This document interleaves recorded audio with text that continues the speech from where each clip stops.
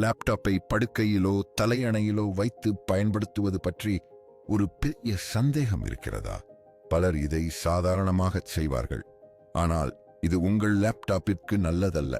லேப்டாப்பின் அடிப்பாகத்தில் இருக்கும் காற்று பலகைகள் ஏர்வென்ட்ஸ் படுக்கை அல்லது தலையணையால் மூடப்படும் போது உள்ளே இருக்கும் சூடான காற்று வெளியேற முடியாமல் லேப்டாப் சூடாகிவிடும். இதனால் லேப்டாப்பின் ப்ராசஸர் மற்றும் கிராஃபிக்ஸ் கார்டு போன்ற முக்கியமான பாகங்கள் சேதமடையலாம். மேலும் லேப்டாப் மெதுவாக வேலை செய்யவும் திடீரென நின்று போகவும் வாய்ப்புள்ளது. லேப்டாப்பை எப்போதும் ஒரு கடினமான தட்டையான மேற்பரப்பில் வைத்து பயன்படுத்துங்கள்.